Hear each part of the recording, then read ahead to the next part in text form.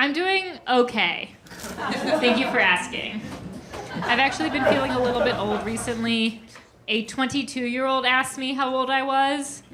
I said I was 32, and she said, "That's okay." So dark. I don't feel old, though. Like, I do young people things, okay? I recently got dumped by a 25-year-old. That's a young person thing to do. I did recently date a 25-year-old. That was a real test run for parenthood, I gotta say. I spent most of the relationship looking for other women with much younger boyfriends to go on a play date with mine. And the relationship went well for a little while. I think one of the things that really worked in our favor is that I didn't know a single other 25-year-old. So I assumed everything he did was normal. Like, he talked about masturbation constantly, and I was like, Gen Z!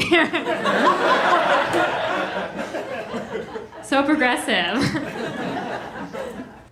But the only way I could talk myself into dating someone so much younger was to remind myself that age is nothing but a number. Numbers, unfortunately, are everything. They really are. Money is a number. And I'm a numbers person. I like math. There's this stereotype that women are bad at math, but honestly, if men were smart, you guys would claim this stereotype for yourselves. It would be a great excuse for lying.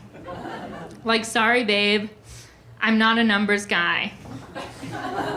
I really thought it was 8 inches. When I was 22, I followed my love of numbers all the way to Silicon Valley. I moved to San Francisco and I became an engineer.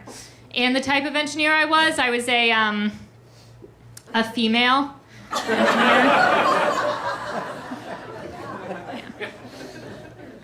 My very first job out of college was at a vegan mayo tech startup. I am that white, yes. Vegan mayo tech startup. Each word whiter than the last. My coworkers at this company thought I was very funny. I don't mean to brag, but I was once described as a hoot. And they were the world experts on funny because they were by and large men. Men are so funny.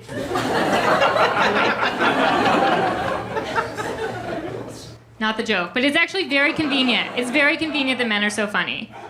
Like, sometimes I don't even get my own jokes until men explain them back to me. I used to make this one joke all the time because I was very lazy. I used to say, I can't get fired. You can't fire female engineers. I got called into human resources, and the HR guy was like, listen, Ginny, people are very upset about that joke. And I was like, look, Nick, the audiences don't like it either, okay? And he was like, as a man, I could tell you why, but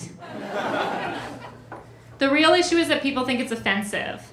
And I was like, okay, am I gonna get fired?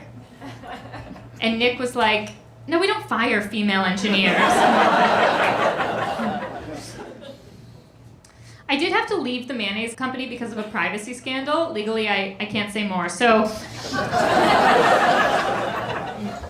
I made the very logical leap after that. I went to Facebook.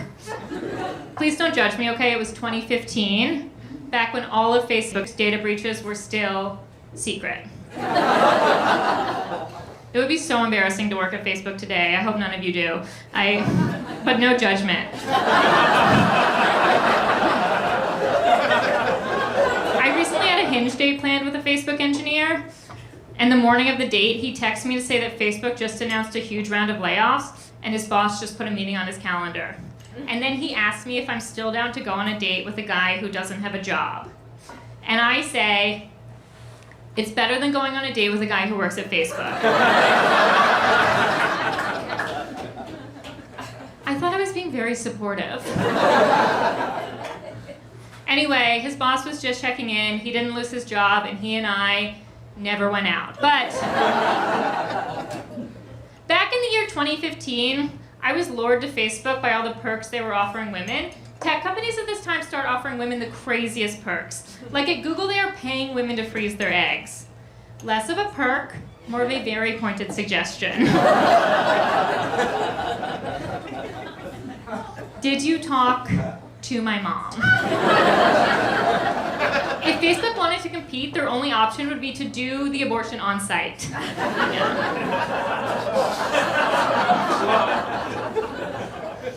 On the website. I do think that the worst part about getting an abortion at Facebook, though, would be 1 year later.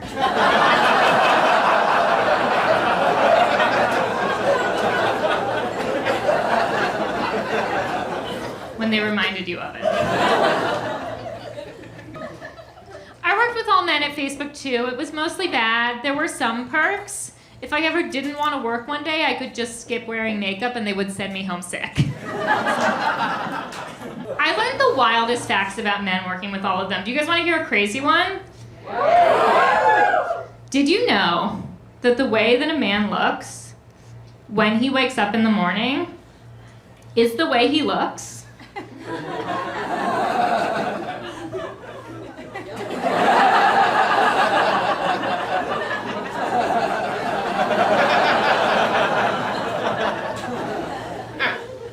That day. The whole day.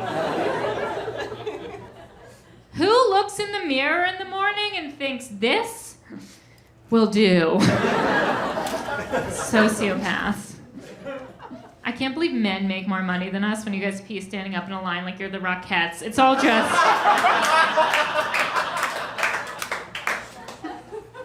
so shameful. So my actual job title, I was a data scientist. Companies paid me to help them make better decisions with their data. However, I didn't stop the data analytics with my job. When I was 22, I thought I could solve every problem in my life using data. And when I was 22, I wasn't very happy. But I had a very clear idea of how I was going to get there. I specifically thought that I needed two things by the time I was 30. I thought that I needed a partner with whom I could start a family, and I thought that I needed a very stable career. I thought that these were the only things I needed. I thought that they were a necessary and a sufficient condition, that if I had them, I would definitely be happy. And this is a stand-up comedy show about me trying to use data to achieve my goals. But I just want to say, before we begin, you do not need any math to follow this show, okay? In fact, it's better if you don't know math. Because liking math is for, say it with me, losers.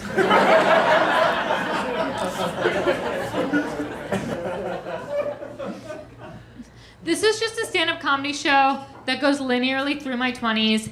At times, I have to break from the stand-up bits to tell you a little bit of story. So if there is any part of the show, and I do mean any part, that you don't think is funny, that's narrative. Ties everything together.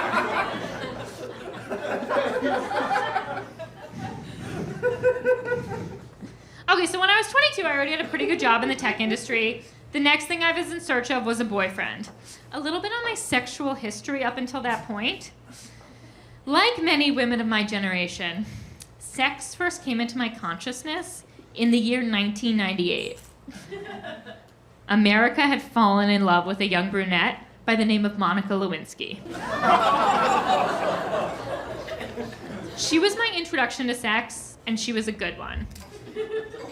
I recently saw a headline. It was a photo of Bill and Monica together, and it said, "Report, Lewinsky scandal took Clinton's eye off bin Laden."